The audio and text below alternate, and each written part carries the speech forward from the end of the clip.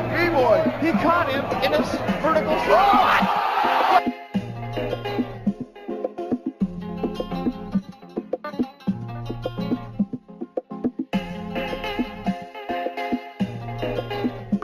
Because last year, Final Battle, when I lost my career, you were watching and clapping harder than anyone else. So this year, grow a set, stand ringside, and watch me win my career back.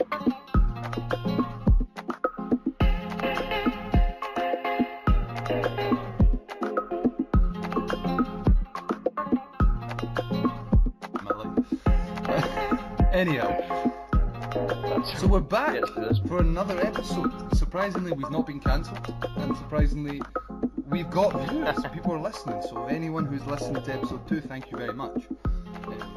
I'm Dugbag, back again. And I am regular old Darren, sticking with the gimmick. His Boston Crab is apparently improving every week. No one has tapped out yet, but it's still there. It's still officially a move. So this week we're gonna run through New Japan finally, because a friend of mine who listened was like, "Where's your New Japan at?" And I was like, "Yeah, we need to get to it because New Japan's where it's at." We're gonna run through a tiny bit of Ring of Honor because they had their Global Wars tour. I'm just gonna talk about the final night that Darren and I watched, which I'm really interested to hear what Darren thought about that. And then we're gonna talk a little bit more NXT. But I'm going to pull a little surprise on our schedule and on Darren and ask Darren, so did you enjoy Danny Burke v Pete Dunne, mate? I really did, actually, yeah. I watched it yesterday. Fucking great match, man. Those fingers. I loved how slow they started. It was a real slow burn of a match, I felt. With Dunne playing this kind of cocky, I'm better than you, and I'm like not going to go down to your level, and then Burch whapping out with the big German suplex on the outside, and then it kind of got into this kind of desperation, fighting each other, and I was fucking into it. And also as well, man, the thing that got me pumped as well, the crowd were fucking crazy for it. Shout out to that one guy who kept on doing the one clap, man. I was like, he's tried so hard. Spent so much money just so interesting to see Dunne win with the finger. The finger tap out. Yeah, not a bit of it. Yeah. Which was, I've never seen Dunne win with a submission in WWE, always the bitter end. But when Burch kicked out, I was like, oh, is he going to do an indie double? Is he going to hit it back again? But no, he went for the fingers. Which is good though, because obviously he is so strong, so a submission totally works for the character at the moment. Like, it's interesting because he wrestles like a heel because he's so over. Like, he's technically a fan favourite, almost like a face. But yeah, I would like to see him do more submissions. That'd be very cool, like, to end matches, especially like almost like AJ Styles. He wins the bitter end, big guys, the big opponents, and then ones that he's not fussed about. Tap out, and hurt them like hell. Yeah. I gave it a fucking 8, which was high on my ratings this week. It was up there as my one of the top matches of this week. Because I really thought the guys worked hard in the crowd, like you say, 60 minutes as well for a good main event. It was fucking, it was a good time. Yeah, they fit a lot in as well. I gave it look at that wee mark. Purely that point. That 0.5 is purely because I love Danny Burch and also Pete Dunne. We're going in reverse here, but we also had on that week of NXT UK something that we talked about last week, but this week broke my soul in half. Ligero spoke, and Ligero was like, "What makes me different is," points to the mask. And I was like, God damn it. But literally saying that, like, I'm the same as everyone, the only reason I'm different is because I'm the only guy here that wears a mask. And you're like, great, brilliant mate, thanks for ruining that. English guys was like, so, I'm going to be a luchador? Yeah. He grew up, it was pure marking out over watching Rey Mysterio. It's so sad because I've watched El Ligero both in live and on some, in progress right at the beginning stuff, he was champ. He is special because they kept a mystique about him, and WWE's just been like, nah, fuck that. Fuck that shit. As soon as he started doing the kind of promo packages for the tournament, the UK tournament, I was like, oh, you've totally ruined this guy, brilliant. And also, but it was an interesting week for NXT because we also had the debut of Eddie Dennis. Yeah, this was something that we spoke a lot about in the last podcast and how we were excited. I thought it was okay. I don't know if that's just me. he's so lanky and so tall, and just like it seemed a bit OTT for me in terms of like the character work he was trying to fit in, the constant talking and shouting stuff. I don't know if I was just going into it wrong mindset. I tell you what, I'll try and balance out. I like I said last week, I always think that Dennis's actual weak point is in the in ring. But when he came out, I really liked this kind of, oh my god, he's enjoying the moment of finally debuting in WWE. Like it was just like taking in and being kind of really intense. But then when it came to the ring, I think you're right. I think he did do the talking a tiny bit too much, and also his footwork was not good. He kept on doing that one step too much. Like he'd do the blow and kind of fall with the guy, so it made him look a bit sloppy. Whereas Skid Scala, I think, shout up to him, looked fucking great. I was about to say that, man. I actually thought he looked fucking amazing, and I was like, please let us see more of this dude. He was so fast, man. And his facials, really he was like, come on, bring it on, and he had that kind of, I'm going to keep fighting. But, come on, I got to say this because I was watching something else that was talking about it. Watch out with the fucking ring, the corner post spots, man. That shit dangerous. And that crucifix powerbomb into the turnbuckles, I was like, that's gonna hurt. That's gonna hurt tomorrow. Yeah, death to Ming. Yeah, death to Sin Cara Scala, as we all like to call him. And the other notable thing quickly through NXT was we had the Coffees and Wolfgang talking. Yeah, again. And then they had their chat, and then they had their match with Ashton Smith, Webster, and Andrews. Yeah, Mandrews. Fun. Good match. Interesting to see how it's all going to develop, because it's still at this point, you know, I hope it's not going to turn out to be like how WWE book some of the female wrestlers in the roster, and it's just like a 6 tag constantly, and that's it. And it feels like now that they've set it up, and now they've got their first win as a heel stable, the Coffees and all that. It feels like right now, where's the storyline going? Because that was like really a set-up storyline, feeling like yeah, we've got storylines, so where's it gonna go? I think hopefully Travis Banks is gonna be the interesting part, that he's gonna come back, and maybe they should do something about, is he gonna be with these guys or is he gonna be with the heels? I think that could be quite interesting, because Banks is quite mysterious. Like you don't know, with that intensity, he could be either face or heel. Definitely, man. I hope he comes back as heel, because I just love heel Travis Banks. He's just got one of those faces, man, that just looks so angry all the time. Yeah, little like that Daniel Bryan like comparison rage. It's like, don't call me Daniel Bryan. Check. check.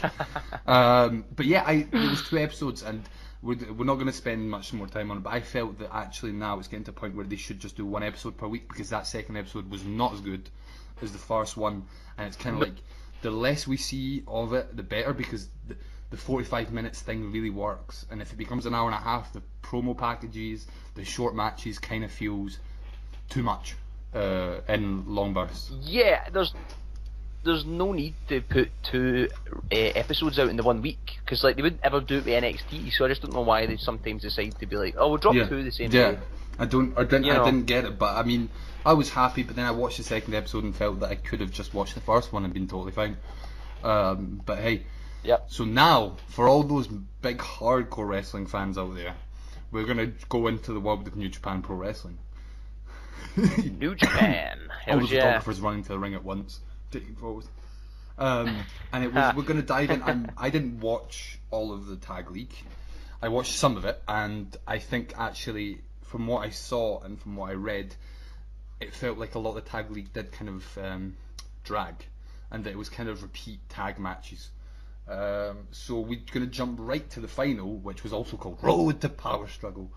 Main evented by Evil and Jericho, which we'll get to in a bit. But first, let's start with the finals of the Tag Leagues, which ended up being my boys, Roppongi 3K, Shonyo, vs LIJ, represented by Bushi, and the new member Shingo Takagi.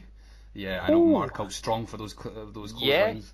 And Suzuki Gun, the junior tag champs of El Desperado and Kanemaru. Yeah. So interesting, it was a triple threat. I wasn't happy. We spoke about this before we came on air. Really not happy they decided to kind of make it a triple threat, because I feel Roppongi 3K versus Shingo and Bushi just would have been the correct final. It kind of felt like a cop-out in the way that it's just to please the fans and to keep everyone happy. It kind of, to me, I started watching the Tag League, but I obviously was a few days behind. So then when I found out that it was a triple threat final, I was kind of like, well, what's the point in fucking watching the whole tournament? If it's gonna be a kind of points, well, you put all three of them in. And it was very weird that they started off the Tag League with Roppongi 3K, BS, Bushi and Shingo, because that's the match everyone wanted to see. So once you've seen that match, you're kind of done. You're kind of done with the Tag League. Yeah, especially when, before the tournament even started, Roppongi 3K and Shingo and Bushi were obviously the favourites to get to the final, so everyone was kind of expecting it, and then when it happened straight away, like you say, it does take away from it, and then obviously to make it a triple threat, it just kind of was like, well, I don't know why you're doing it. It makes no sense. It kind of ruins the whole point of the tournament. It does. To be honest, that's the thing that made me disappointed. And I think that the tag champs didn't need to be there. But saying that, actually getting to the match, when I sat down to watch the match, I think the combination of having Roppongi 3K as these high-flying faces, LIJ as these like hard-hitting in-between guys, and Suzuki Gun as the cheating heels, really worked as a match chemistry. I think it really did. Oh yeah, it was a fantastic match, man. Don't get me wrong. It was still so fucking great. I really enjoyed it. Really fast. Oh yeah, and they got me with the false spots at the end. I couldn't tell who was going to win, and I loved the bit where I think it was El Desperado pulled the ref out to stop the count happening. Yep. And then so when closing bit, Roppongi 3K hit their tag finisher on the El Desperado, and he kicks out. And I was sitting there going, no, my boys have lost it. My boys have lost it. And then Sho from 3K just hits his shock arrow package pile driver to get the win. And I think that was really telling, because I've said to you off mic that fucking Sho is gonna go far in New Japan. And to me, him getting that singles finisher pin on the tag champs really meant, hey, look at Sho. Sho's going to be massive. Yeah, incredibly satisfying, because it seems like he definitely earned it during this match and throughout kind of what we've seen in New Japan. Really fine. I was gutted, obviously, because I really wanted Shingo and Bushi to win, just because obviously since Shingo's debuted in New Japan, he's been fucking amazing. He's a star. He's an absolute star. We spoke about this as well earlier. Like, he has to have a singles run at one point, because man, that guy is so good, and those climbs look like literally decap. And it's weird, because it feels like this tag league was kind of we're going to put him in a tag to see how Shingo goes, to get him set up. But from the moment he debuted, it was like, no, he doesn't need it. The guy's ready. The guy's got the crowd, because he's been working in Dragon Gate for the last 5 years, and Dragon Gate doesn't fucking stop star quality wise, so he's been ready. So I think now we're getting to that frustrated point where the junior tag's interesting, but Mike, I said to you, Sho via Shingo in a singles match would be fucking off the chain. Oh man, yes. Oh, that'd be so good. I just thought the match was fantastic. It certainly, from what I've seen of the whole tournament, it stood out dramatically, which is great for a final. Because I thought some of the matches I actually skipped through because there was a lot of lackluster throughout the whole tournament, and it did go on quite 13 long. 13 days, I think. Yeah, I mean, it's different when it's the G1. I feel sometimes, obviously, singles matches for a tournament make more sense and they're easier to watch.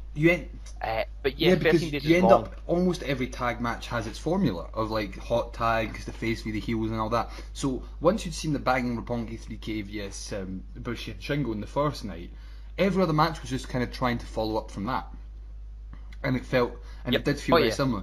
Interestingly, I gave it 8 out of 10, by the way. Thought it was fucking, I wanted to hate on it. I wanted to say it was guys just flying around, but I thought it was really good. I was into it. Yeah, I'd give it an 8 as well, and what I loved, regardless, obviously I wanted Shingo Bushi to win, I thought the fact that they dominated the majority of the match, they looked great in it, regardless of getting a defeat. It just looked so interesting strong. Enough, apparently, there's a video of Shingo after the match saying, look, we never got pinned. which is true. So for Wrestle Kingdom, it has been confirmed that it's probably going to be the opener. We're having this match again for the tag team belts. Nice. What? Just triple threat. Roppongi and Shingo and Bushi. Oh, God damn it, man. Well, like the fact that they didn't get pinned obviously means they still deserve another title shot. Remember, this was for the tournament. But why? This Why was is for the tag league fucking trophy or whatever. So the belts haven't changed hands. Yeah. So that's why okay. Roppongi 3K gets a title shot, but then Bushi said they never lost, so they've been inserted into the which annoys me, because I think either have Roppongi 3K vs the champs, or have Bushi and Shingo vs Roppongi 3K, whatever, but have that single tag match. So yeah, there's no need to put El Desperado in like that at all after they've been defeated. Like, hey, there's still a chance, but I think that Roppongi just... 3K are going to take those belts at Wrestle Kingdom. So yeah. It'll be interesting, because I really this is the second year in a row Roppongi 3K have won the junior tag leagues. So they're obviously getting that redemption story of coming back and being stronger. But I think it's close to getting the time where they should break up. I think New Japan knows that. I think this could maybe be their final moment of glory at Wrestle Kingdom, maybe. Or it could go the other way, in the sense that if they lose, it's a good way to break up the tag team. So I mean, I think maybe there's a chance Shingo and Bushi take the belts, like maybe leaning more into the heel side to get that win. Which is interesting as well, because I think Bushi's playing way more of the heel out of the two, and Shingo's playing more of this, I want a fair fight and beat the shit out of people. So it's a good mix. But yeah, I thought it was a fucking great match. Brilliant and match. Leading on to another stellar match, we had Goto challenging again.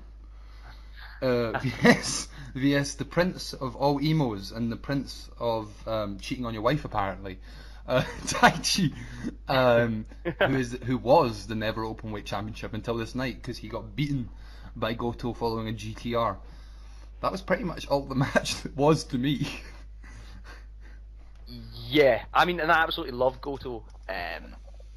Taichi, however, yeah, it was a proper lackluster match. I really didn't enjoy it. I think as well the card didn't help this match at all, because it's a fantastic card and a lot of the matches were great. Pretty disappointing for New standards. And I think I really enjoy Goto. I do. My sad thing that I now have with Goto is, like, the guy never wants to leave the belt alone.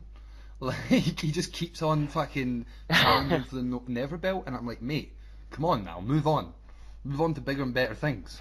Yeah, because when you think along, he even had it. Like, he had it for a while during the G1. Still had the belt. Yeah, he won it at Wrestle Kingdom, lost it to Elgin, won it back, lost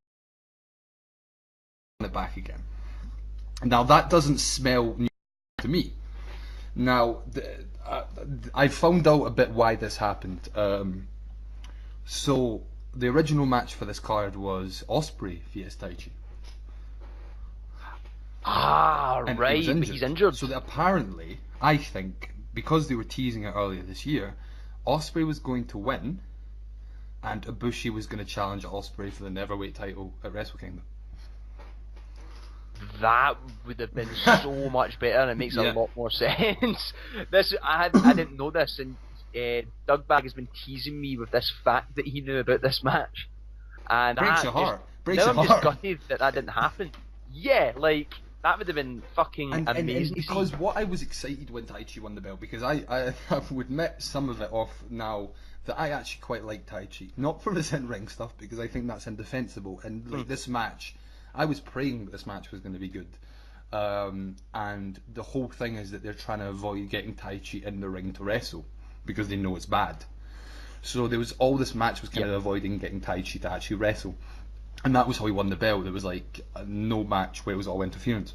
But what I liked about Taichi winning the belt, felt like it was the never openweight championship was going to be something different, because it kind of felt like this very strong style Goto Suzuki kind of belt, and then Taichi winning it was very interesting, because I was like, oh, that means he can hang with other dudes. And then the idea of Ospreay challenging for it, who was a junior now moving up, would have been fucking amazing. Yeah, and it would have made a lot more sense, and because big heavy guys have held the belt, like Goto, I just don't know why didn't Taichi more time with the title reign, because it would have been a lot more interesting than just, like, putting it back on Goto. So, as for the match, I gave it 2 out of 10, which is like my lowest rating to date. I'd give it a 4, because there was some spots in the match I did enjoy, and I do like Goto. I really, really enjoy watching Goto matches. There was a great buzzsaw kick that I fucking marked out on that I looked amazing. But yeah, especially after hearing the kind of initial plans, that's disappointing, man. So Goto took the mic afterwards and basically challenged Ibushi. So we're gonna have Goto vs Ibushi at Wrestle Kingdom. Now that will be a fucking great match. We saw it. I think we saw it in the G1, and it was a good fun match. But I just think Goto now to me seems like he's stuck. That's my issue. It's nothing to do with him, the wrestler, but it feels like he's stuck in this place. And it's like that we never released the episode where we talked about the US show, but it's like they've confirmed Goto vs Cobb again. And I will not go on the rant I went on last time, because I ranted about the fact that Goto's won clean now twice over Cobb. So come on now. Stop fucking about. Yeah. It's almost as if they kind of, the Never Belt is a strange one, because it isn't a, New Japan Pro Wrestling title. So it almost seems as if they're scared to put Goto somewhere else. You know, they're happy with them. It's almost like in WWE. It's almost like, like the United States title. And just giving someone Nakamura and being like, yeah, we'll give him that just so he's got something, but we're not going to dare put him into the big leagues. I think I talked to you about this before, that I think with the Intercontinental belt in New Japan, there was already too many belts in New Japan. And far too many. And now, far too many. Segueing on to the next match, they're now putting the Rev Pro British Heavyweight Championship on the line in most cards now. So another championship match happened, which was Ishii defending against Suzuki. Yep, and Ishii being the champion. Before we even talk about this match, I'm not a fan of this belt. I don't know. I mean, the look of it. I think it's literally because it's got Revolution plastered on top. I think Revolution Pro is probably jumping up and down at the fact that they're getting seen on New Japan World. Like the views towards Rev Pro is really good for them. But yeah, this match has happened twice in Rev Pro, which is fine because Rev Pro's got its own thing with New Japan guys and it's got its own style. But to me, I love Ishii, and I'm very happy that Ishii's got a belt, because it means that Ishii can have single matches instead of being thrown to 6-mans like he was earlier in the year. But to me, it just felt like this one. It was a match, it was a championship match, but it just felt like that one match too much on the card for me to get really into it. And because I've seen Ishii Suzuki before as well, it just felt there, which was a shame because I love both guys. What I did like about the match, however, is there wasn't a lot of back and forth. It was more just like a beating of both men, which was nice considering obviously New Japan's usually just reversal, which is lovely to watch. But this had a kind of different take to it. However, there wasn't a lot of near falls or kind of any suspense in that sense throughout the match. I didn't ever see Suzuki winning the title during this match, which was a problem. It felt like something that they had to do, but something that wasn't evolving. I mean, Suzuki held well with a drop kick. Which, respect to Suzuki, he's into a match when he has a drop kick. You're like, yes, man, come on now. But and I think again, it's like because they've been teasing this match since they had that tag match where they went off brawling at the end. I think it was in June. Yeah. It just feels like again these two guys are stuck in this kind of rut of facing each other. But Ishii ended up winning with a fucking nasty brainbuster. Yeah, and 2 lariats before. Fuck me, I would not ever like to get in the ring with Ishii. He's a scary man. He's a scary man. A scary small man, might we add. He is literally like a pit bull. He has no chin. Sense. Absolutely no chin to be seen. Yeah, or neck. It's just like his face and then his body. Literally, there's no difference. You can't tell the difference. So what did give you it give this 7.5. match, Douglas? Oh, right, okay. I give it a 6.5. Yeah, you did. It did drag. I still respected it for the slaps, man. That was these guys are hurting themselves. Yeah, there's a lot of chops. And with Ishii, you're always gonna have that. Come on, hit me again, and the back and forth. I did enjoy it. 6.5 might seem harsh, but I just because I was watching it, I knew Ishii was gonna retain. It just didn't excite me that much. Well, but, interestingly enough, this I said to you like 10 minutes ago. I just looked at the Wrestle Kingdom card, and there was a match I didn't know was happening. Ishii hasn't had a singles match on Wrestle Kingdom in 4 years, and the last one was against Shibata 4 years ago, or 3 or 4. He's defending his Revolution Pro British Heavyweight Championship at Wrestle Kingdom. Do you have any idea who against? Wow. Whoa, not that. No, sadly not Shibata. The headbutt is not going to be there, sadly. I actually have no idea. Zack Sabre Jr.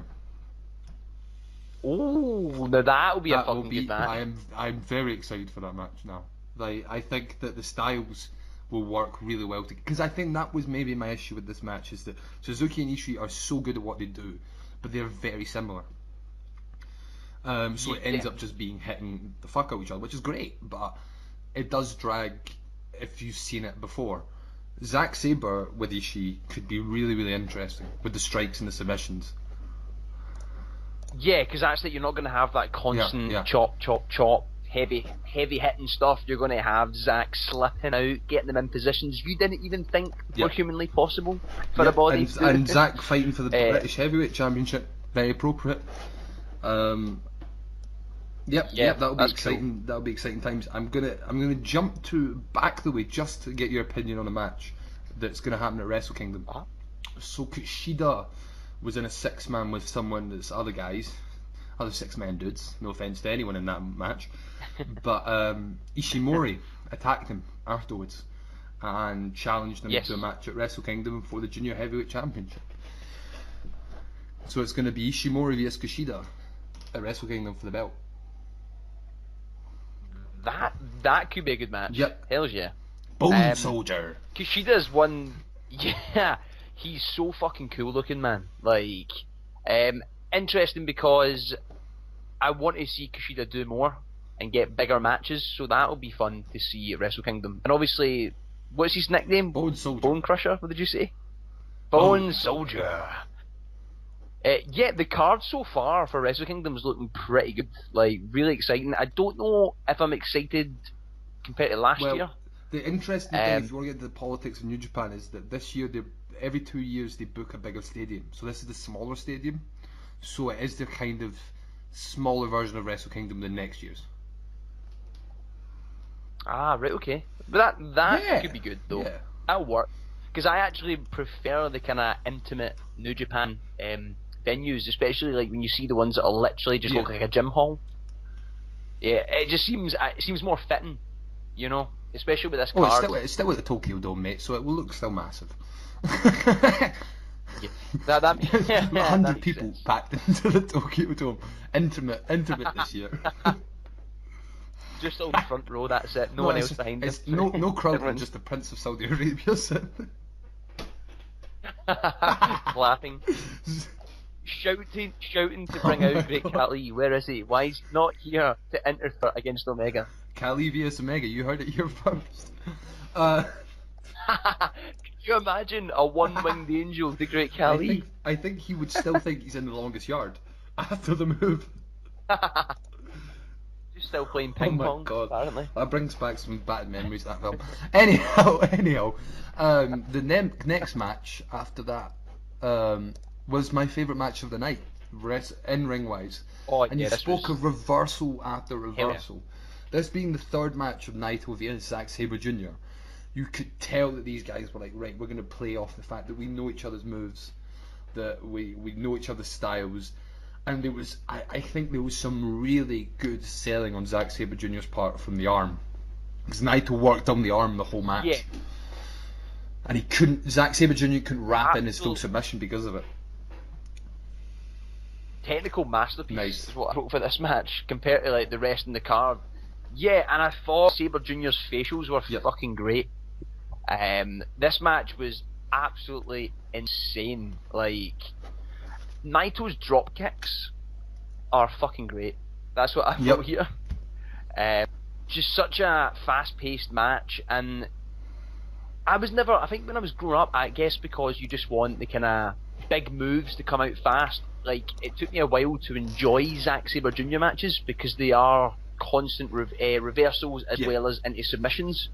Now they're just one of my favourites to watch because he always tries to slow things right down and just and bend your body. It reminded me when he faced Omega in the G1, and it was like, you want to see Omega do all these great moves, but every single time Zack just slows him down, and it's so frustrating yet so realistic to Zack Sabre Jr.'s style.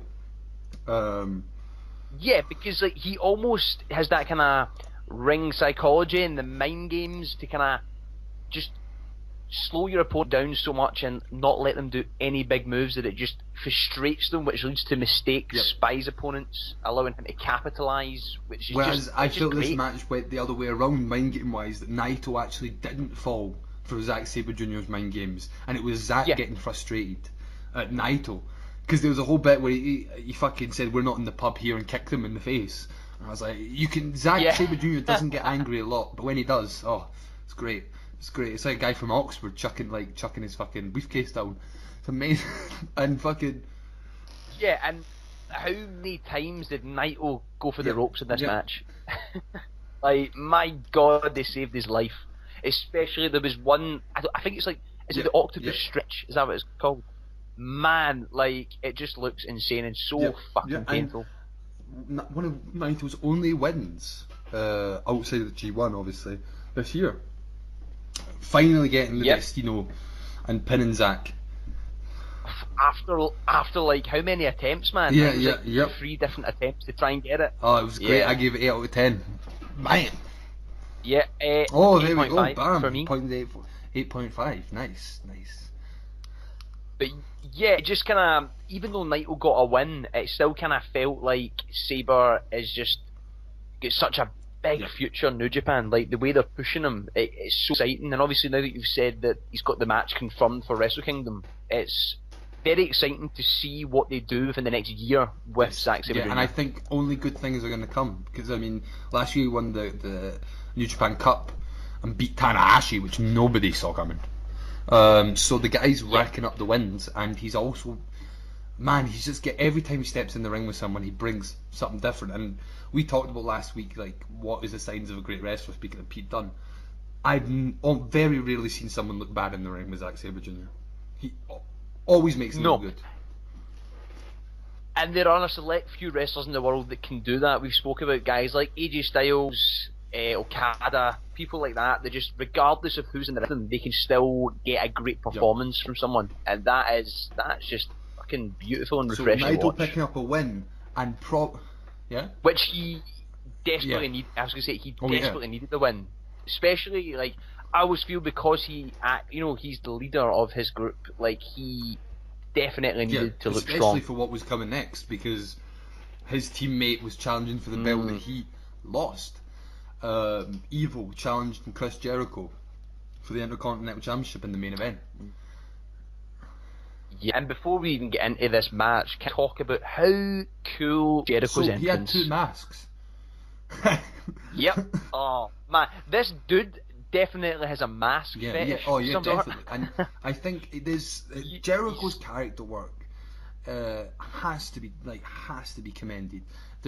I was watching this with a friend of ours, this match, and he hadn't seen the promo that was released on YouTube that Jericho did, where he eats the evil fucking printout and then spits it out. Yeah. And I was like, and Jericho's talked about what he wants to do with the New Japan character, and he is genuinely doing this psychotic, like, absolute madman who, like, dresses up and tries to imitate and steals from other people's gimmicks, and it's fucking amazing. It's one of the freshest things in wrestling for a 50-year-old man. It was insane. Yeah, and it's just amazing how at that age he can still execute every single move perfectly. The Lion Song. Like, Oh, yeah, that's literally what I was referring to. His line saw was fucking perfect, man. Like, holy shit. He tells an amazing story in New Japan, in my opinion, because the first thing that happens in this match is what he goes to the outside, and that is what he's done every single match in New Japan, because it tells a story to me that the man knows that he can technically go with any of these New Japan guys, but what he can do is beat the shell of them. And it makes so fucking much sense, and it is so entertaining to watch. He is just, like, he's always been amazing at kind of reinventing himself as a wrestler, and it still surprises me to this day that he surprises me and how much he can come up with and how much he can change stuff up. But I do love the brawls on the outside, especially when the only way he can execute his moves is to literally beat the shit out of you first outside the ring. And then the match will start, and then we get to see the technical side of Jericho. They did a DDT. I think it was a DDT onto the table, and always you're scared. I'm always scared when they do the table spots, because you're like, those tables will never break. The man's neck is going to break instead. But he saved them. He saved Evil from hurting themselves too much.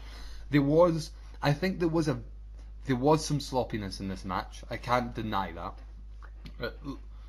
There always seems to be recently, like, especially as well if you refer back to Jericho Naito, there is always that kind of sloppiness, but it works, I guess, with the kind of brawling. He's so desperate just to kind of get this guy killed. I hate to shift the blame onto Evil, because I do like Evil. Where it worked in Naito Jericho was Naito's character kind of pushing back and kind of being like, even though it's sloppy, I can go with this fight. Whereas Evil seemed to be thinking about the spots coming ahead, so it just kind of felt sloppy, instead of being these two big characters who can be sloppy because it's a fight. The major one to me, and I mean, of course, because it was they set up the table early, and you knew from the side. I joked saying maybe Jericho's going to do the Omega of diving out and landing on the table, but of course that was never going to happen. They did the everything is evil.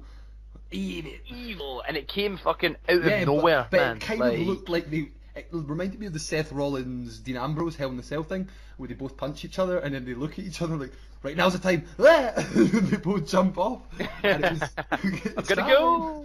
And it was very much that with the table spot. It didn't look like an STO through the table. It just kind of looked like two guys were like, and jump through it. Yeah. There was also just afterwards a great kind of top rope senton that Jericho reversed into the walls of Jericho, which was fucking amazing. Did you think at any point Evil was going to win? Sometimes, yeah, when he did the everything is evil, and I kind of thought, like, the thing, like, I feel with every Jericho match, I do always think there's a possibility he can lose because he can just dart in and out of promotions. Yeah. So I did think that Evil could win, because then it would maybe disrupt the relationship between Evil and Naito. But as the match went on, and near falls kept happening in bigger spots, I did think towards the last 5 minutes or so that Jericho's definitely going to retain. They gave Evil the kicking out of the codebreaker. He kicked out the codebreaker. Yeah, fuck me. And it was a good codebreaker because I feel Jericho sometimes fucks the codebreakers up so much, or they just don't look as strong as they do. But it does work with the character sloppy, the brawler. But kicks out, man. And then there was another Everything is Evil. Jericho kicked out. Yep. Yeah, then there was what's his other move called? Is it Darkness? Yes, Darkness Falls, yes. Or something, Darkness, yeah. And it just got really intense, and then obviously the Lion Tamer, which I thought was an interesting finish. First time that he's won with that in New Japan. So I think that was a very good thing to do, because it set up that move as being more dangerous going into his Wrestle Kingdom defense. Yeah. Is it confirmed who's he facing at Wrestle Kingdom? So after the match, I was sitting there impatiently going, right, what are they gonna do after the match? And nothing happened. And then Jericho went backstage for the press conference. Get the ball to Jericho. And went, there is no way Naito's getting his rematch. No way, blah blah. Naito doesn't deserve it, blah blah blah. It's confirmed, Naito vs Jericho for Wrestle Kingdom. Because I know on Twitter and stuff he was tweeting saying there's no way I'm giving this loser another shot at this title. Gedo sees differently because it's been confirmed. That's still exciting though, because I really enjoyed their first one, and I I am excited. It deserves a sec. It deserves a rematch, right? I think this will be the Naito coming out party again. I think Naito will win, and Jericho might leave, might not. But I definitely think Jericho's there to put Naito over finally, which is good. Because it's almost been an exact year because he attacked him the day after Wrestle Kingdom, so it's a good place to do it. I think I really liked the Naito Jericho match as well. I said to you when we watched it at the time, I was like, I'd never seen a match like that. It felt very real with Naito's eye injury and all that. So, that looked absolutely brutal, man, didn't it? Like when we were that actually made me scared when I watched that because I wasn't sure if that guy could see properly and that's during what that kind whole of made this really on edge feeling to the match. So I'm very interested to see what the rematch is going to look like, and I think going into Wrestle Kingdom with Jericho's track history of Omega, obviously, I think he will want to put on a big show. So it'll be exciting. I think. What did you give Jericho Evil, by the way? I give it 9 out of 10 because that's probably might be the highest I've given it. I don't know if it's just I just get so excited. I think because Jericho is such a you don't see him a lot in New Japan, and I guess I've not enjoyed his IC title reign because of that. But then when the match finally happens, I just get so caught up. I'm probably being a mark. I probably marked out too much. Yeah, that's right. Of course. But I just thought it was fucking great. I did enjoy it slightly more than Naito Jericho the first time. Wow, that's interesting. But I'm very excited to obviously see what happens with Evil now in New Japan after that. Yeah, because Sanada is nowhere to be seen. Donde which is interesting. Sanada, as they'd say in Los Ingobernables de Japón. I wonder. That's true right there. But I was going to give it a 6.5, and then I pointed it up to 7. Because I will have to watch this, won't I? I do say that I think it was because the brawling was great, but then when it got to the ring, I saw a lot of sloppiness. But that was me. But in my notes, 7 out of 10. But Chris Jericho always gets a 10 out of 10. So remember that, listeners. Yeah, 10 Jerichos. 10 big walls for Jericho. But I'm very excited to see. I really hope he stays in New Japan. I don't think he will, sadly. I think this is his big year, and he did great. But I'd love to see him retain against Naito and just middle finger everyone up the building.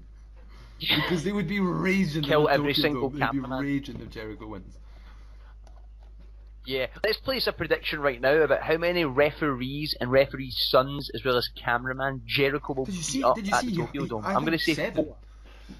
Because I think Red Shoes have probably got 6 sons, probably. But did you see that he threw a table on Red Shoes? I don't think it was on purpose, and I was like, yes, man.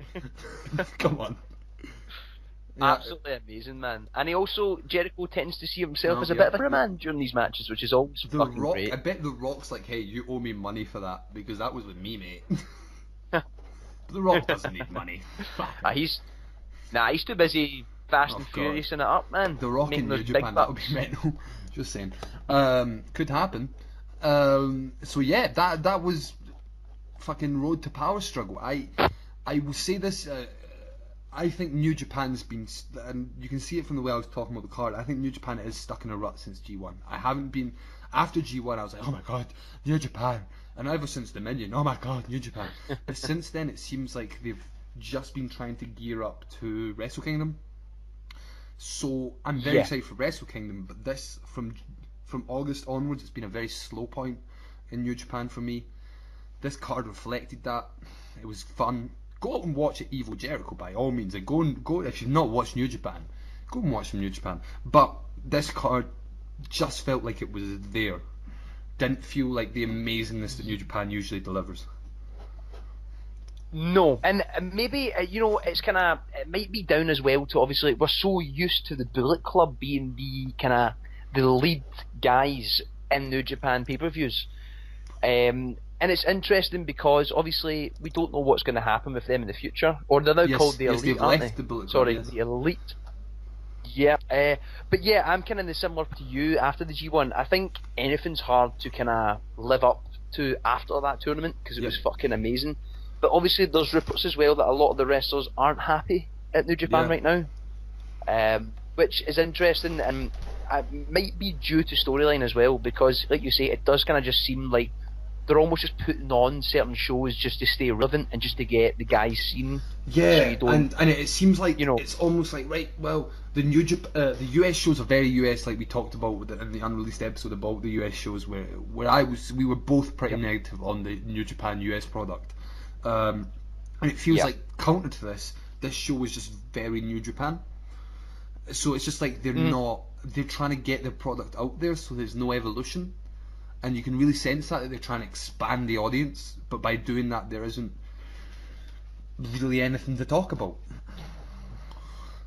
No, and considering like they do have access to so many titles from different promotions, you do feel they could execute stuff a lot more and maybe focus a lot more on the storylines rather than the in-ring performances, because I've always felt recently that sometimes what they lack is obviously these kind of heavy drawn out storylines. But it'll be interesting to see the build up to Wrestle Kingdom and obviously the aftermath, whatever happens there.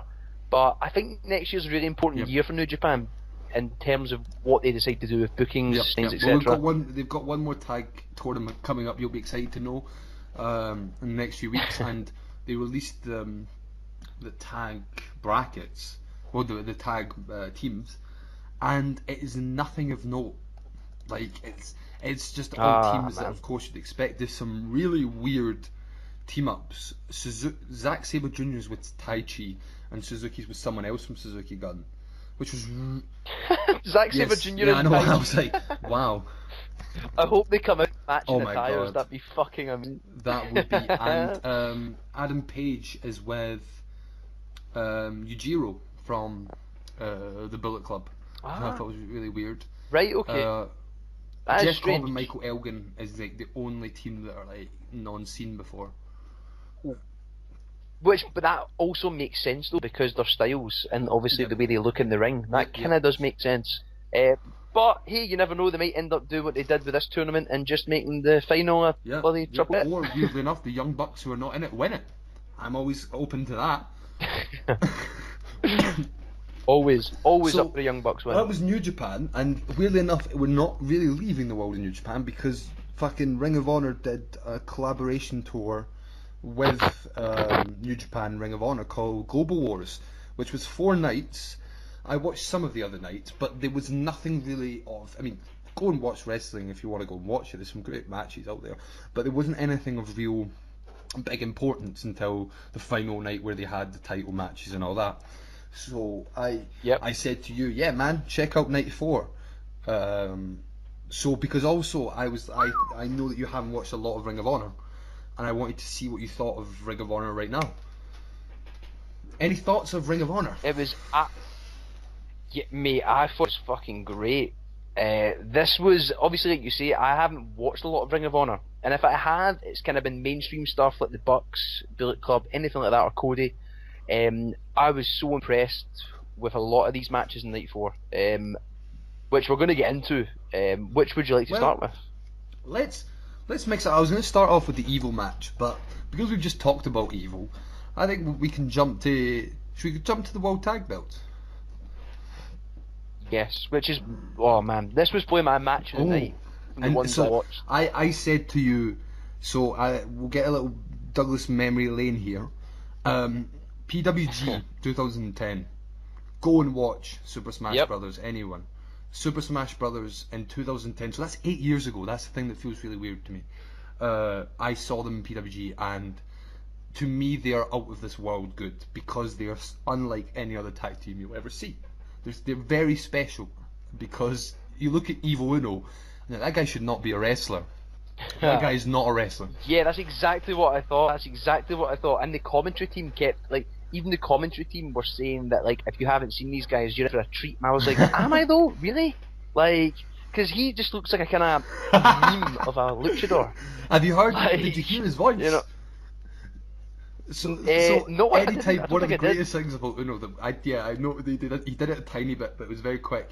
Uno, anytime he's in the ring, does a high pitched voice. Anytime he gets hit, so he's like, "Ow!"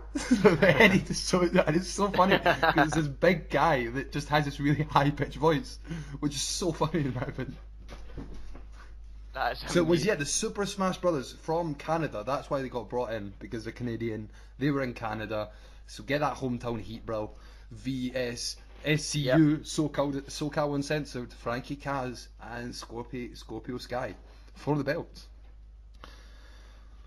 It was an absolutely astonishing match. Like, the build of this match I thought was fucking amazing, because it started off slow, but my god, 5 minutes into the match, shit got real. And that's exactly what I said, because like it started off really slow. Like Uno was taking was in the ring, not really doing much. They worked on the arm for a bit. They kept on getting the tags between fucking Kaz and Scorpio Sky.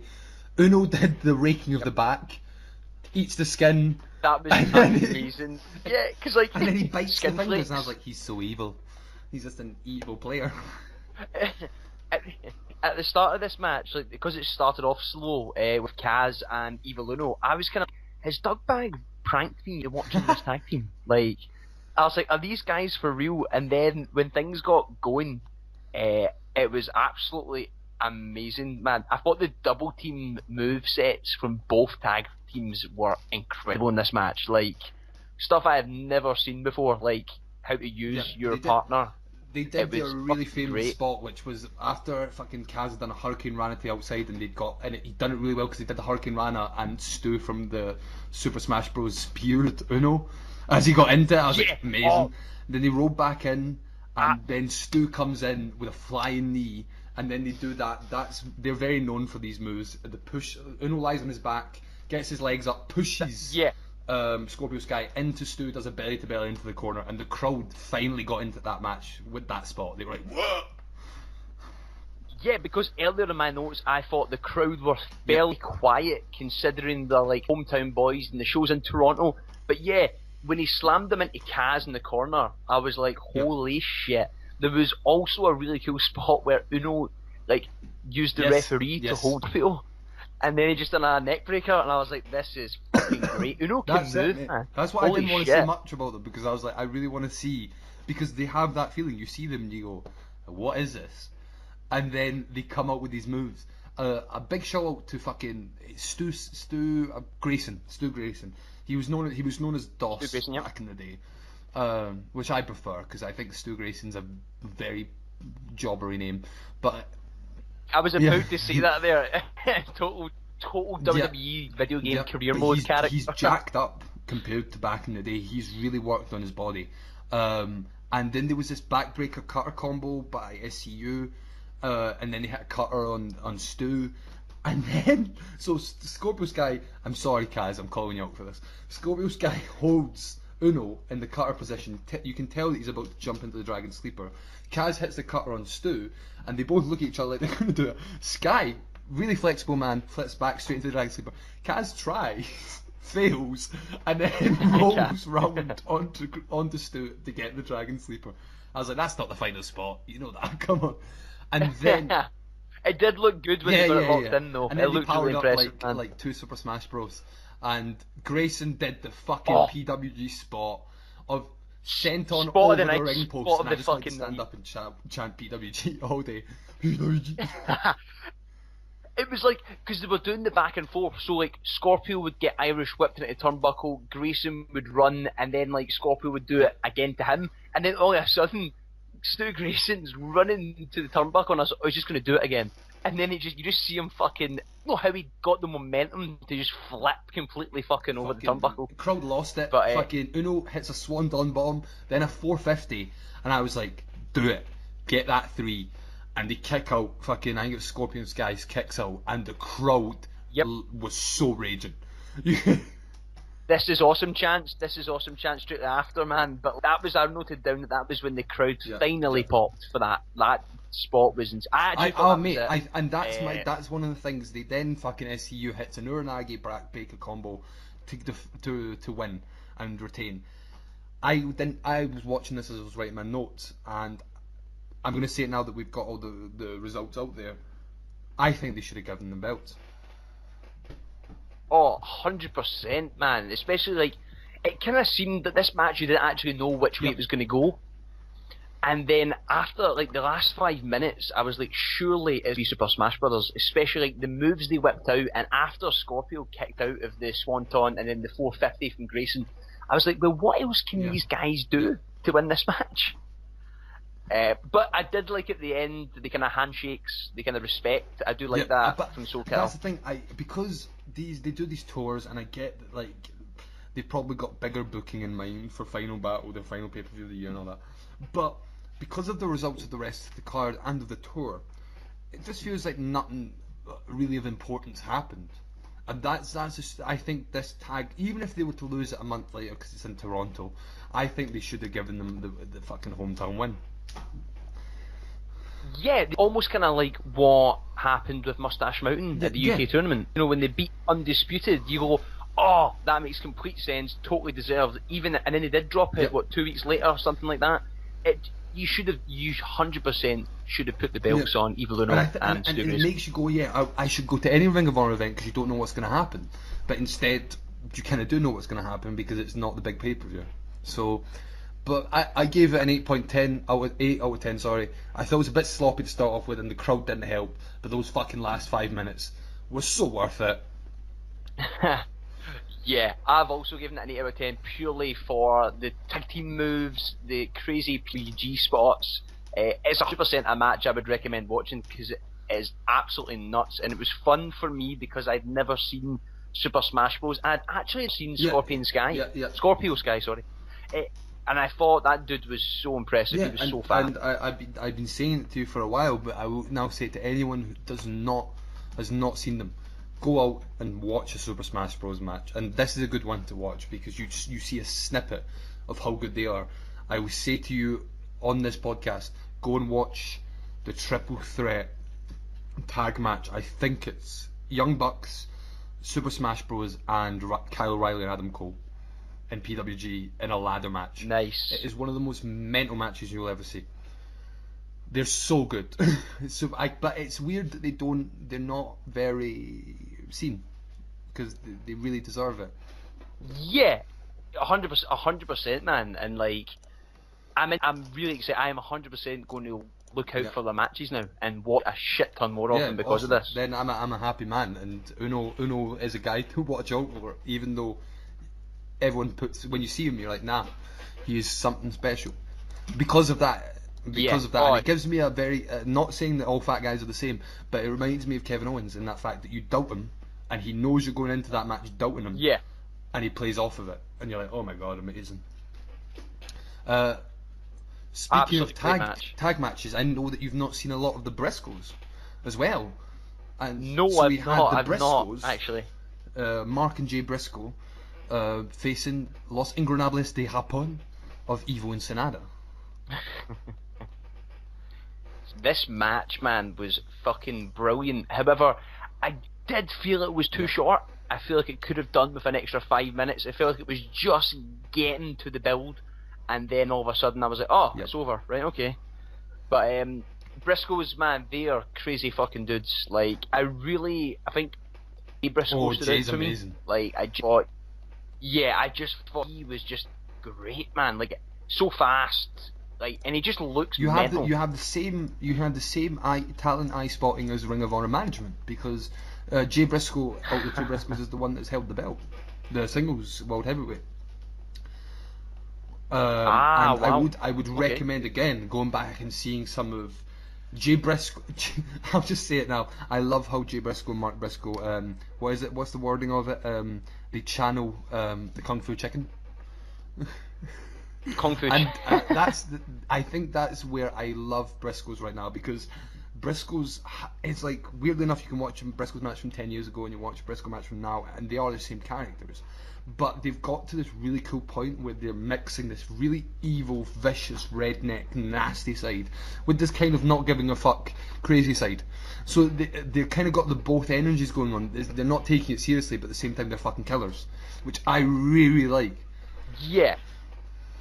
They also have such a unique, cool image, that kind of pure rednecky, like, southern guys. Like, they just look very scary and just really fucking tough. Sorry, go ahead. Yeah, The only thing, I thought Sanada looked very weak in this match. I thought Sanada took so much of the moves. Like, it kind of disappointed me in that sense, because for the start of it, Evil wasn't getting tagged in. They just constantly beat him down, and any time Sanada came back with, like, he had a great split drop kick, and eventually tagged Evil in. And then and obviously the super kicks, and the kicks to the bum. The Paradise Lock. Always amazing when he got the Paradise Lock for both of them. And you could just hear them being like, nah, don't do it. And I was like, this is great. Because I would be fucking scared if somebody was just going to so wallop long me as there. that. I loved it. He built it so hard before kicking them. Yeah. Yeah, I think you can notice that it's Ring of Honor booking. Because LIG wouldn't get treated that way in New Japan. And you can tell that it's like, no, the Briscoes are the tag division of Ring of Honor, so we have to make them look strong. So I agree with you. I think the LIJ, especially Sanada, came off as kind of just this nostalgia of doing what you know, and I get that because it's like this tour with New Japan. But Sanada came off looking a bit, Yeah, and they made Evil. I thought Evil also as well. I thought Evil was in great shape, like amazing. Yeah, it just kind of seemed like even towards the end and stuff, like Evil was carrying the team, which I didn't like, because I think after watching Sanada in the G1, I just thought, like, man, this dude's so crazy and so talented in the ring that he should have got a lot more strikes in. But however, it was a good match. I really enjoyed the chair. They threw the chair in, the ref got distracted, and then they just fucked him, Briscoe in the head with the chair. So he distracts him with one chair and then hits Sanada with another one, and then Jay hits the J Driller, the fucking double under pile driver, which is one of my favourite moves. Great, and hits it for the 3, and then Evil, and that's the thing that I think maybe again if it'd been Sanada, because Sanada just got hit by the finisher and got knocked out, and it's Evil coming in with a chair and it whaps both of the Briscoes, and I was like, it makes Evil look like the big brother. It was like, hey, leave your little brother alone, bam. Exactly, Sanada, man, you see his insults. Come on now. Yeah, exactly, and great match. I've give it a 7 out of 10 purely because I feel that it could have had a little bit more time. I give it 6.5 because I felt it was like it needed that little bit more to feel like really like it was LIJ. It just felt they were kind of there. Yeah, especially when you start a match off in kind of brawler-esque and pretty slow, and it was a lot of kind of tags in and out from the Briscoes. Briscoes had control of the majority of the match. It did just seem when you're doing that slow build, you can't just quickly have it end. Have that kind of 30 seconds of crazy spots and moves, and then that's it. And for the rest, that's the sad thing, is the rest of the card, we won't be reviewing all of it, but the rest of the card, a lot of it seemed like it was rushed. Like there was a lot of matches that end quickly. Maybe sake of having too many matches on the card, because I looked at the match card and I was like, yeah, there's too many. Just give a bit more time to the ones that feel important. And I was gutted you didn't, because you've not seen much of the Briscoes. I was gutted there wasn't a froggy bow, because that is one of the cleverest moves that fucking Mark, I think, hit it up 4 years ago. So instead of doing just a frog splash, instead of just doing an elbow, you do a frog splash elbow, a froggy bow, which is such a great move. Come on now, froggy bow. Come on now. So we were gonna talk about Cody vs Beretta, because we love a New Japan title defense. But Cody's injured, and weirdly enough, I said to you in our non-released New Japan, this sounds like it's like we did something bad on it because we didn't release it. It's like, or it sounds like it was so bad. It's been locked in a vault somewhere with all my ex-girlfriend's photos. Anyhow, but yeah, we were going to review that. But what I thought was interesting is instead of doing Cody Beretta, they merged the two characters into one and had Trent Beretta vs Juice Robinson, and I messaged you saying that sounds like a bad dream to me. Yeah, I actually was like, man, I'm so not excited anymore to watch. I didn't watch that match, which I guess is a kind of, shows like the kind of drawing from it. Disappointing to not see Cody, especially in Ring of Honor, where he's became such a household name. That belt, again, a New Japan belt that's just there, therefore, because it's not been defended. And I'll actually give my props to Juice. Juice made that feel like that was a fighter's belt. And the moment it's gone to Cody, it just feels like it's there. And we talked about that in the unreleased episode, that giving Cody that reign felt like it was just coming off All In. And fucking Cody hasn't done anything much since All In. Yeah, and it's just, I was really angry when he beat Juice, because literally it's the first title that he's had, and he didn't have a reign at all. It was his first defense, right? I think it was his second.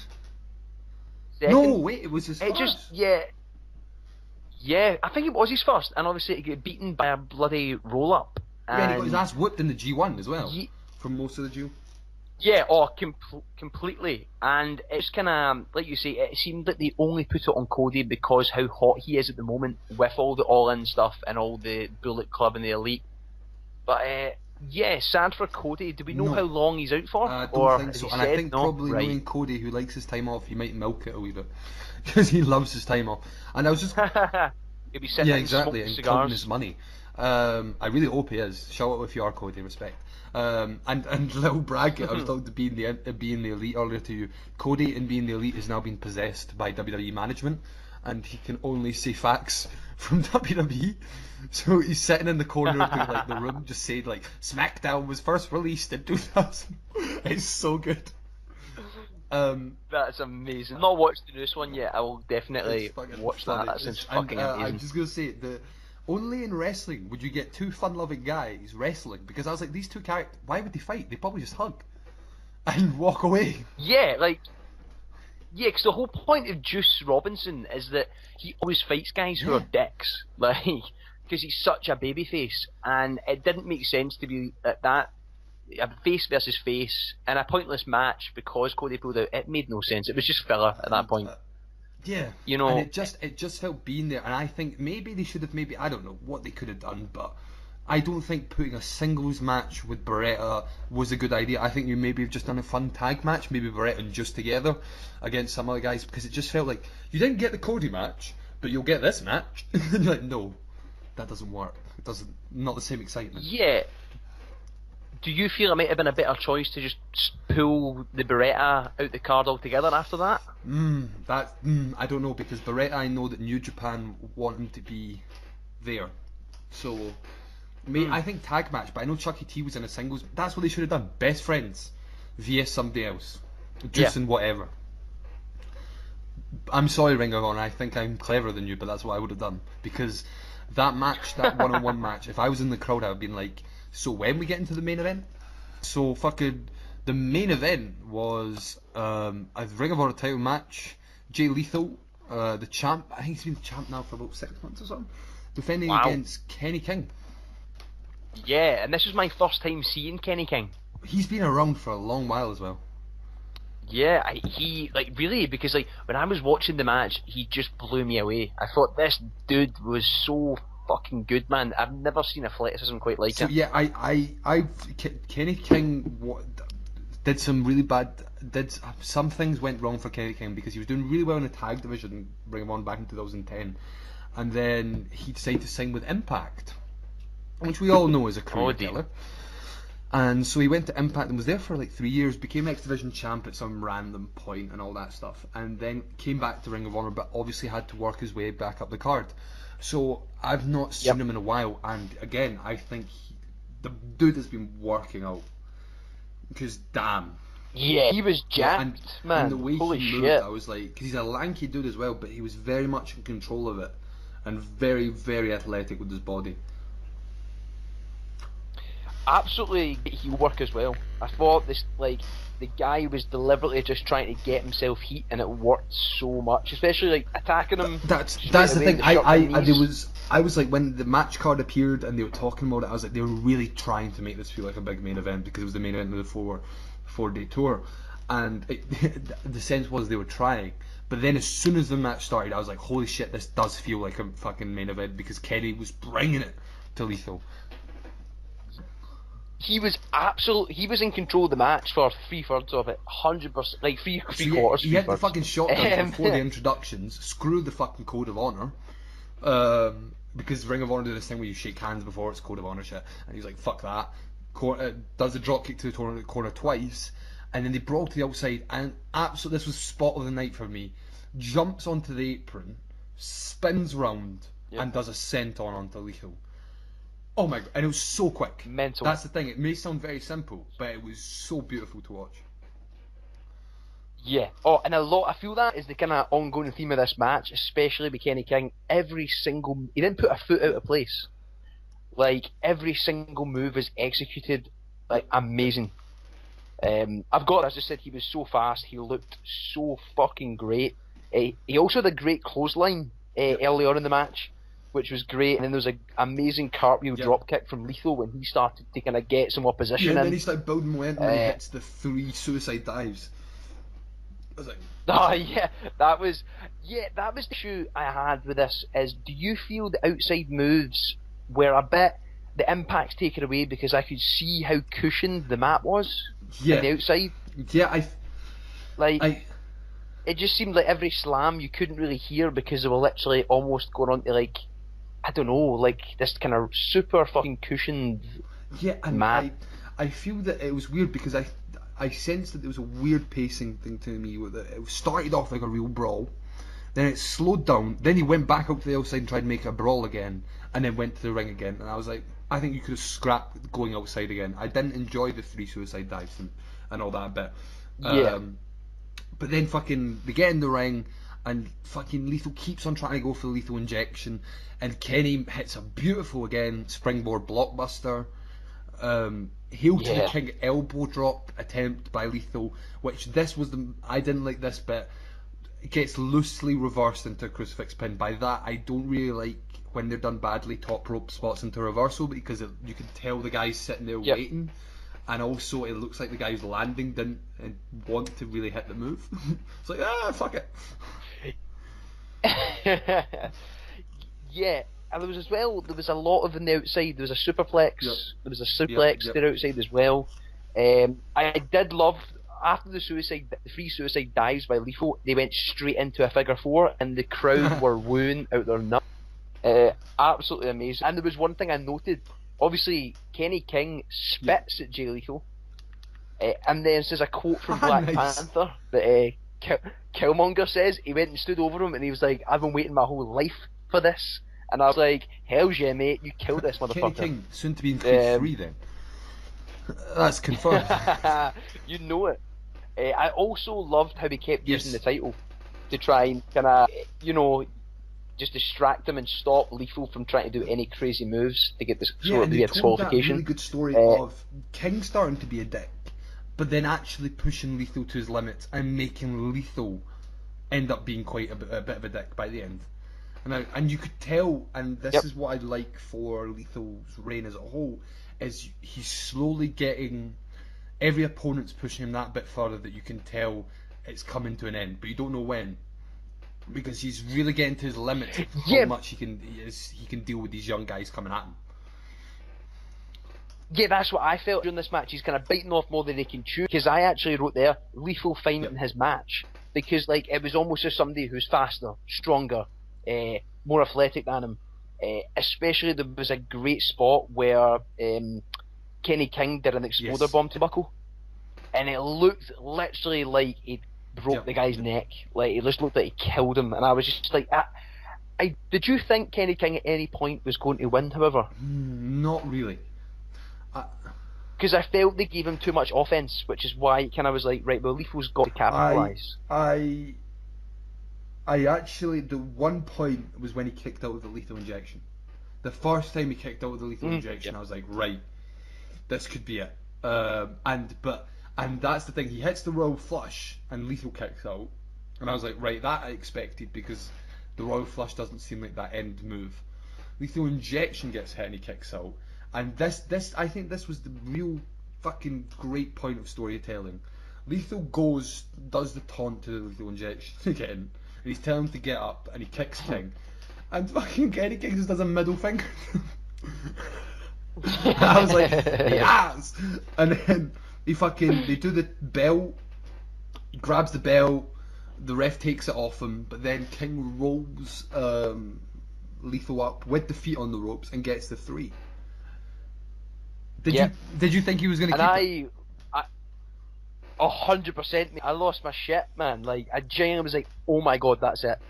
And then, fair play, the referee caught onto it so quickly, it wasn't like they didn't dwell on it too much, which was nice, because usually, like, in WWE, that's a big thing where it's a whole 3-match feud after that. But, yeah, I thought he had sealed the win, and I was like, that would have been a great way for me, I think, to kind of have Lethal lose the title, just by this young guy, he's not even young, sorry, this kind of faster wrestler to beat him. But yeah, awesome that it wasn't the finish, and then to follow up, Lethal ended up doing yet another lethal injection, which looked great, and got the 1-2-3. And the crowd, I like what you say, they kept it. The ending was very quick, and it was good because they kept the crowd confused and like, what the hell's happening? Boom, lethal injection, 1-2-3. And it's really like Lethal gets the belt with the skin of his teeth. It's like just that bit more, Kenny King would have won it. And actually, that's the interesting thing story wise, is that Jay Lethal uses that distraction to get the win. So it's not a fully legitimate win, which I really liked.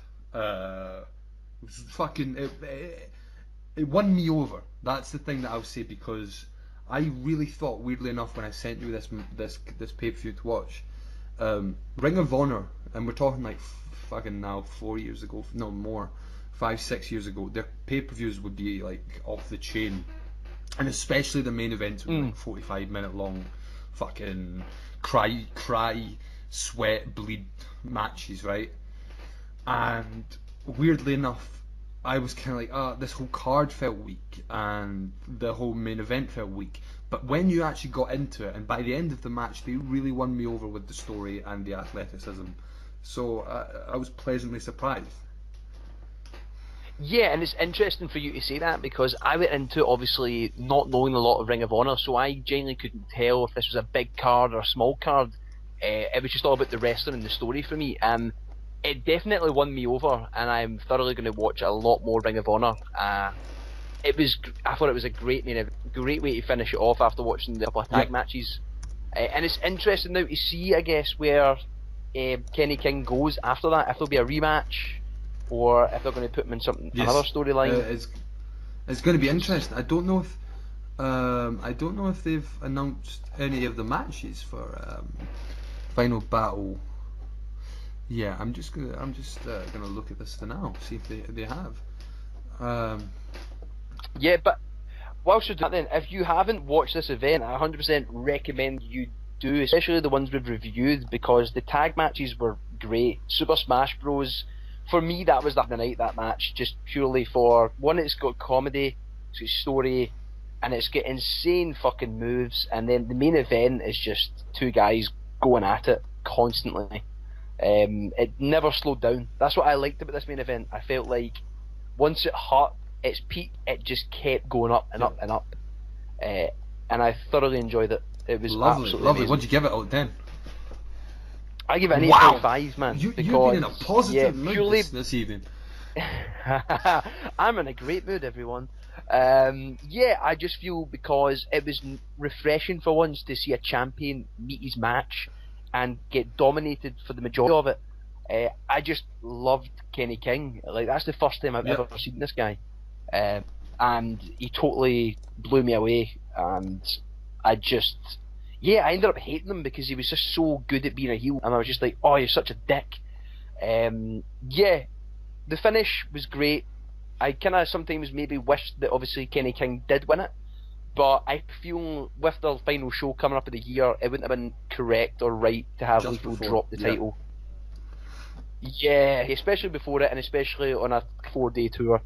But yeah, I really, really enjoyed this match. I think maybe my rating was quite high for the majority of these matches because I was going into it not knowing a lot about the wrestlers or the promotion itself.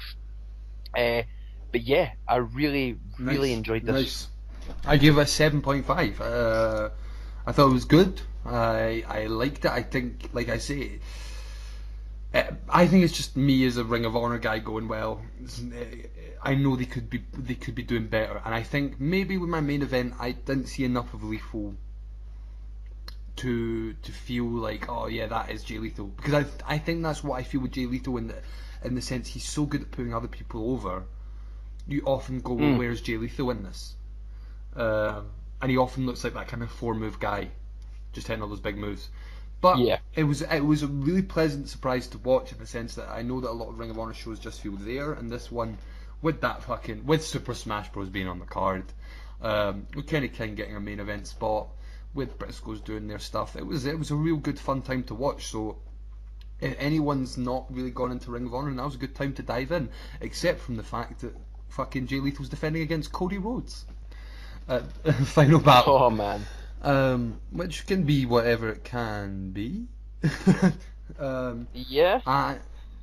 You hope that they don't just put it on Cody. But it'll be an interesting match. I'll be excited to see that. It'll be a good story-based match, because that's a lot of what Cody does.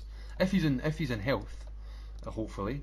The other matches, the other big matches, 2 other big matches are the tag team titles being defended in a ladder match. This makes me even sadder that Super Smash Bros didn't win, because it's SCU vs the Briscoes vs the Young Bucks in a ladder match. So if Super Smash Bros had been in there, I think it would have been madness. Yeah, that would have been. It would have been fucking great to see Evil mixing up with the Young Bucks. That would have been fun. I just have to jump back to 2010 for that, bro. And then, that's exactly what I'm going to have to do. I'm going to sit for the next week just binging the Ring of Honor storylines and just being like, have you seen this match? And you're going to be like, of course, mate. I've been watching them just for 2 days. Actually, that's what I've been doing. I've been working through my 2009 Ring of Honor. It'll be interesting seeing Ciampa and Colt Cabana going at it back in the day. And that's the other big match so far is television title, which is held by Jeff Cobb right now, and he's facing Hangman Page, which that actually will be a fucking belter of a match, I think. Yeah, because Hangman Page has been phenomenal this year. Like, the guy's been slowly but surely climbing the ladder everywhere he goes, and showing that he doesn't rely on the elite to kind of be like, oh, he's just a part of that, he's just a part of this group. He's fucking great, and I'm really excited to kind of see where he goes, especially after he said no to WWE. He's freakishly strong, so I'm very excited to see him face Cobb. Yeah, oh man, Jeff Cobb though, my god. Is there a more crazy move than Tour of the Islands? Oh man, I actually kind of sometimes watch that move and I'm like, that must be pretty fun until you get slammed. But that'd be a great match. So that's us for this week. It's been fun actually talking about some alternatives to the main WWE, because last week was quite a heavy WWE one. And it's good to see fucking good wrestling stories. That's the thing. The Ring of Honor, all the matches were based in the ring with the stories, and it's the discrete things. And New Japan, same thing. It was all based in ring, which is really good for us wrestling fans to enjoy. I'm just at a point with so much wrestling, it's really hard to stand out, I think. But I would definitely say we didn't talk about it.